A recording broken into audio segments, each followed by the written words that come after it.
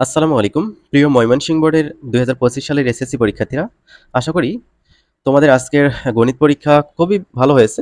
আজ আমি তোমাদের পরীক্ষার প্রশ্নপত্রের উত্তর দেখাবো, অর্থাৎ এমসিকিউ গুলোর উত্তর কি হবে সেগুলো দেখাবো। এগুলো হচ্ছে নির্ভুল উত্তর।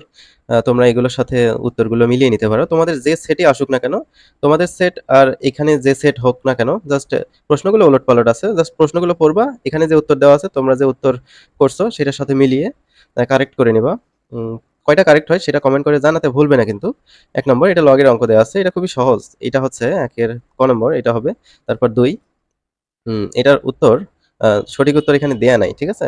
অর্থাৎ যেকোনো একটা মিশালেই তুমি মার্ক পেয়ে যাবে। ৩ নম্বর, এটার উত্তর হবে ঘ নম্বর। দেন হচ্ছে ৪, প্রশ্নটা পড়বে, তোমাদের প্রশ্নের সাথে কোথায় আছে খুঁজে বের করে উত্তরটাও মিলিয়ে নিবা। ৫ নম্বর, উত্তর এরকম দেয়া আছে। ৬ এর উত্তর হচ্ছে ক। তারপর ৭ এর উত্তর দেখো, এখানে উদ্দীপক দেয়া আছে। ৭ এর উত্তর হচ্ছে গ নম্বর। ৮ এর উত্তর খ। ৯ এর উত্তর হবে হচ্ছে গ। দেন ১০ এর উত্তর হচ্ছে খ। ১১, এটার উত্তর হবে হচ্ছে ক নম্বর। ১২, এটার উত্তর খ। দেন হচ্ছে ১৩, ১৪ উত্তর দিতে হবে। এখানে একটা উদ্দীপক দেওয়া আছে, এটা দেখে।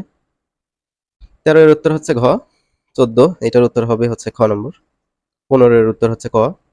দেন ১৬, ইংরেজি বর্ণ ও এর ঘূর্ণন কোণ কত ডিগ্রি? এটা হচ্ছে ১৮০ ডিগ্রি হবে।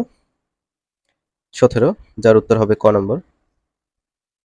তারপর ১৮, এটার উত্তর হবে খ ৬। ১৯ এর উত্তর হচ্ছে সূক্ষ্মকোণ। দেন ২০, ২১ এর উত্তর দিতে হবে এই উদ্দীপক দেখে। উপাত্তগুলোর মধ্যে কত? সো এটা সাজায় নিতে হবে, নিয়ে কাজ করতে হবে। তারপর ২১, এটার উত্তর হচ্ছে ক। ২২ এর উত্তর খ। ২৩ এর উত্তর ক।